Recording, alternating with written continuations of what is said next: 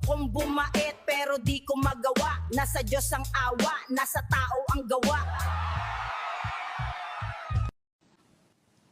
Excuse me, Yes? kumain ka ba ng asukal? Hindi. Ang tamis kasi ng ngiti mo eh.